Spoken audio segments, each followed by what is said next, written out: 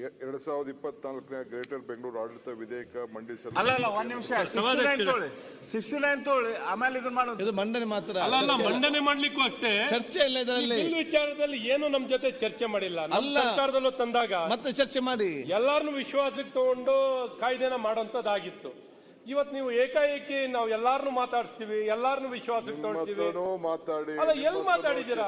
ಈಗ ಅವಶ್ಯಕತೆ ಇಲ್ಲ. ಸಚಿವರೇ, ಪ್ರಜಾಪ್ರಭುತ್ವ ವ್ಯವಸ್ಥೆಯಲ್ಲಿ ನಮ್ಗೆ ಅಧಿಕಾರ ಕೊಟ್ಟಿದ್ದಾರೆ, ಕೊಟ್ಟಿದ್ದಾರೆ. ನಾವು ಮಂಡನೆ ಮಾಡಿದೀವಿ. ನಿಮ್ಮದ ಚರ್ಚೆ ಮಾಡಿ ಸಚಿವರೇ. ಪ್ರಸ್ತಾವನೆ ಮಂಡಿಸಲಾಯಿತು.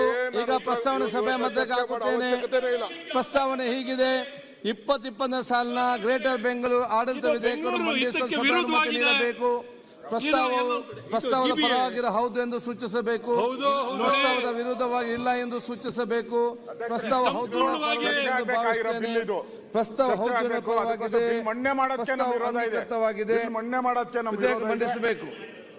ಅಧ್ಯಕ್ಷೆ, 2024ನೇ ಸಾಲಿನ ಗ್ರೇಟರ್ ಬೆಂಗಳೂರು ಮಂಡಿಸಿತ್ತು. ವಿಧೇಯಕ ಮಂಡಿಸಲಾಗಿದೆ. ಇದೊಂದು ಪ್ರೆಸೆಂಟೇಷನ್ ಮಾತ್ರ. ಅವೈಜ್ಞಾನಿಕವಾಗಿ ಏನೋ ತಂದಿದ್ದಾರೆ. ಲಾಸ್ಟ್ ಟೈಮ್ ನಾವು ಮಾಡಬೇಕಾದ್ರೆ ಅದಕ್ಕೊಂದು ಸಮಿತಿ ನೇಮಕ ಮಾಡಿ ಎಲ್ಲಾ ಪಾರ್ಟಿ, ಕಾಂಗ್ರೆಸ್ ಪಾರ್ಟಿ, ಜನತಾದಳ ಎಲ್ಲರೂ ಸೇರಿ ಮಾಡಿದ್ರಿ. ಇವ್ರು ಏಕಾಏಕಿ ಮಾಡಿದ್ದಾರೆ. ಇದರಲ್ಲಿ ಇವ್ರಿಗೇನು ಲಾಭ ಇದೆಯೋ ನಮ್ಗೆ ಗೊತ್ತಿಲ್ಲ.